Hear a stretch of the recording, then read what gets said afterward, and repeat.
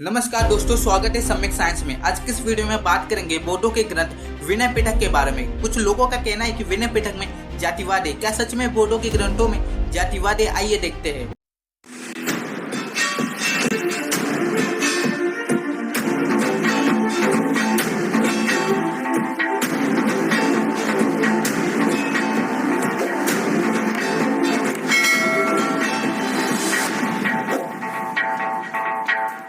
सबसे पहले आपको पता होना चाहिए कि विनय पिटक है क्या। विनय पिटक एक पिटक है। किसका? तो त्रिपिटक का।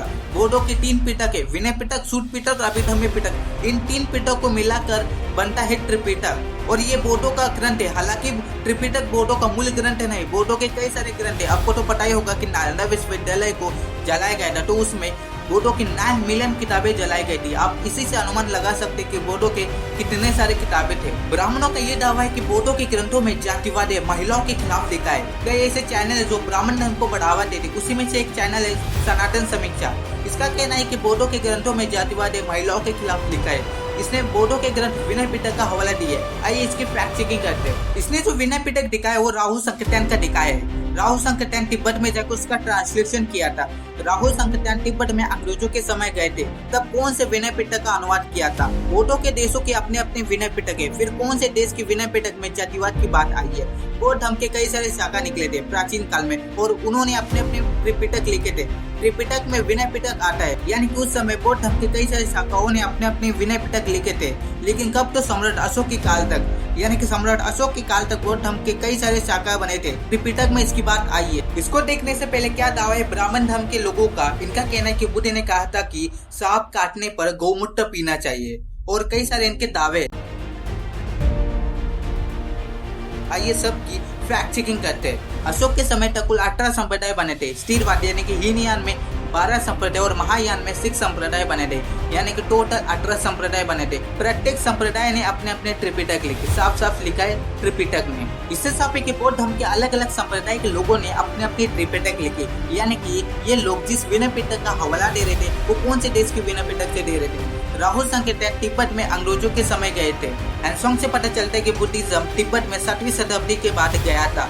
बुद्ध के महापरिनिर्वाण के 1300 या 1400 साल बाद बुद्धिज्म तिब्बत में गया था। त्रिपिटक खुद इस बात को कहता है। त्रिपिटक के जो भिक्षु लोग थे जब उसको कंपाइल किए थे तब खुद इस बात को जानते थे कि बाद में लिखने वाला कुछ भी लिख देगा, समय बदल जाएगा, तो उन्होंने साफ लिख दिया किसी भी लिखी बात को, परंपरा से चली आ रही बात को, इवन बुद्ध के नाम से कही गई बात को ऐसे ही आंख बंद कर मत मानो।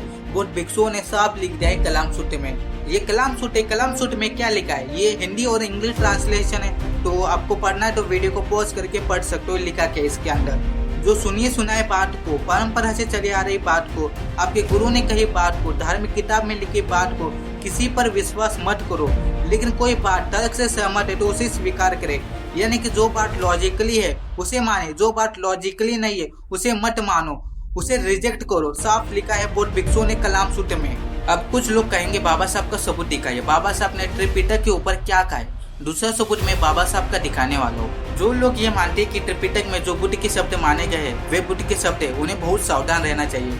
डॉक्टर बाबा साहब अम्बेडकर ने अपनी पुस्तक बुद्ध और उनके धर्म में इसका उल्लेख किया है। त्रिपिटक में बुद्ध के विचार क्या है, इसे जांचने के लिए डॉक्टर बाबा साहब अम्बेडकर ने एक परीक्षा यानी एक कसौटी दी है। उस संबंध में डॉक्टर अम्बेडकर बताते कि बुद्ध के मामले में कोई निश्चित रूप से ये बयान दे सकता है कि जो बुद्धि से असंगत और तर्क से परे है वो बुद्ध का नहीं है। यानी कि जो बातें लॉजिकली है वो बुद्ध का है, जो बातें लॉजिकली नहीं वो बुद्ध का नहीं है। बुद्ध के नाम पर उन्होंने प्रचार प्रसार किया है। डॉक्टर बाबा साहब अम्बेडकर ने अपनी किताब बुद्ध और उनके धम्म में इसका उल्लेख किया है।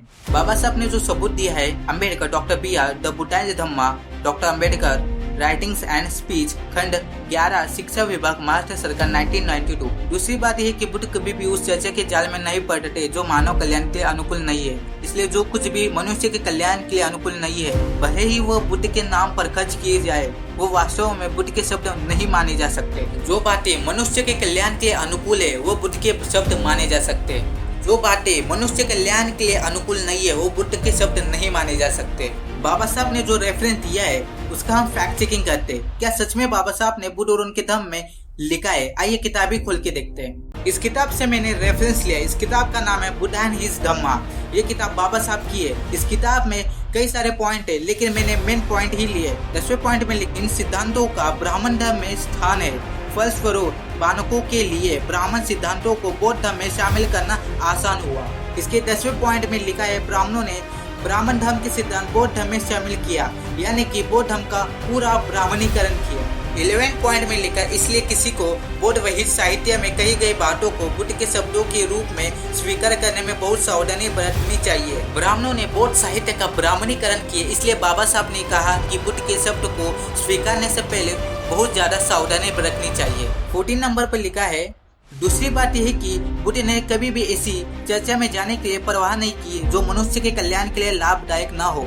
इसलिए बुद्ध से जुड़ी कोई भी बात जिसका मनुष्य के कल्याण से कोई लेना देना नहीं है, उसे बुद्ध का वचन नहीं माना जा सकता। बाबा साहब बताते हैं कि जो लोगों के कल्याण के लिए कहा कि व्यभिचार मत करो, झूठ मत बोलो। कुछ अंधभक्त कहते हैं कि बुद्ध ने कहा है कि सांप काटने पर गौमूत्र पीना चाहिए। मैंने आपको ऑलरेडी बता दिया है, जिसका मनुष्य के कल्याण से कोई लेना देना नहीं है, वो बुद्ध का वचन नहीं माना जाएगा। बाबा साहब ने अपनी किताब में साफ साफ लिखा है। राहुल संकटिया ने जिस विनय पिटक का ट्रांसलेशन किया वो बहुत बाद की विनय पिटक है, मूल विनय पिटक नहीं है। ये अंधभक्त जिस विनय पिटक को दिखा रहे हैं वो बहुत बाद की है, मूल विनय पिटक नहीं है। इसलिए ये बातें झूठी साबित होती है कि बुद्ध ने सांप काटने पर गौमूत्र पीना चाहिए, और इनकी अन्य बातें भी झूठी साबित होती है। दोस्तों, इस वीडियो को ज्यादा से ज्यादा शेयर कीजिए। मैं मिलता हूँ अगली वीडियो में, तब तक के लिए जय हिंद।